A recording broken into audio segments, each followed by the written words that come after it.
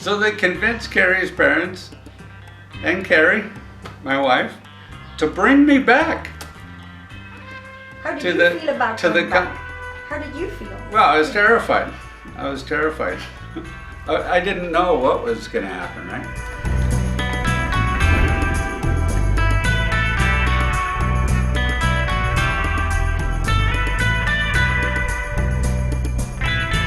So they bring me back, and when we get there to the complex, the Big Blue complex, there are some people waiting there for us.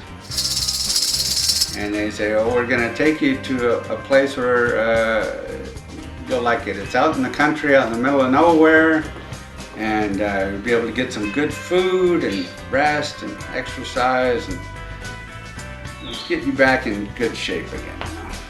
So they talked me into that.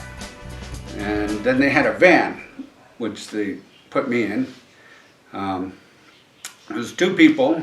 One of them was named Ben Stringer.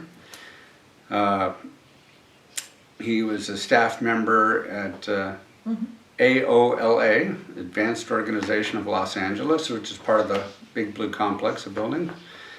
And another person named Kevin Popovich, who was a security guard on the ship. He was one of the security guards that trained all the other security guards in martial arts. Anyways, both of those guys, Ben Stringer and Kevin Popovich, were experts in martial arts. They took me to a place in New Mexico, which was owned by a public Scientologist. It was a little ranch in a place called Reserve, New Mexico. They take me out to this ranch, and there's a main house, and then a cabin, which is, there's a big field, and the cabin is about a 5-minute walk away from the main house. These two gentlemen, Kevin Popovich and Ben Stringer, take me to the cabin. And the cabin is just, it's kind of bare cabin. I think there was a couch in there. I don't think there was no electricity out there.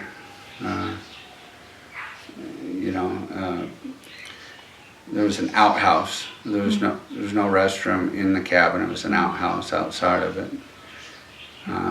Anyways, I quickly found out that anything that I wanted to do that Kevin and Ben didn't approve with would be met with physical force. Like if I wanted to go outside or do something that they didn't approve of, I was subjected to, painful submission holds or kicks, punches.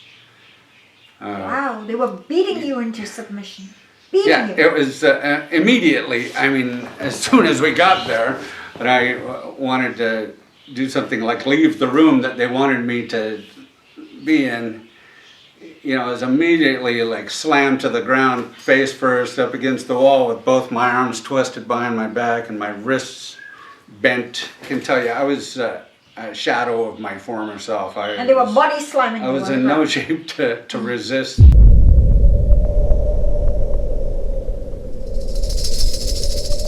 I just kept insisting that I wanted to see Carrie over and over again. And finally, they got Carrie somehow, and she came out there. They weren't allowing me to see her or interact with her at all. They were keeping her away. She was just there at the main house making food for people and stuff. But you weren't allowed to see your wife? No. So, finally they brought her out there, and I took her into the other room. There were no doors on anything. And I just spoke to her very quietly, and I said, Carrie, these guys are going to kill me. You have to understand the magnitude of this. They are going to kill me if you don't do anything. I didn't know exactly what they had done until after everything, because of course they kept us away from each other. But it was like, okay, New Mexico, blah, that was gross.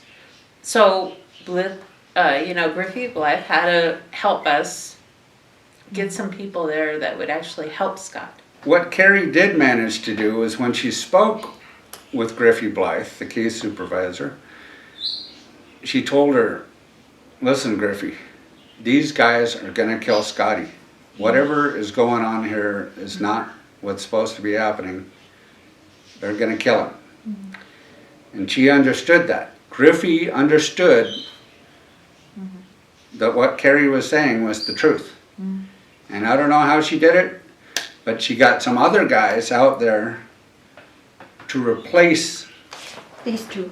Ben Stringer and Kevin Popovich. And the guys that came out there to replace them were two of my friends from the ship, and another friend, which we might all know, Roy Rodriguez, who's a security guard at the Big Blue complex in LA.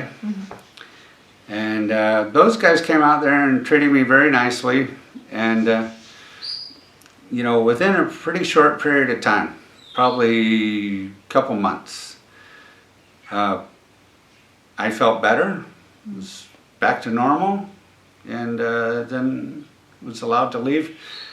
We came back. I actually drove everybody back in my car.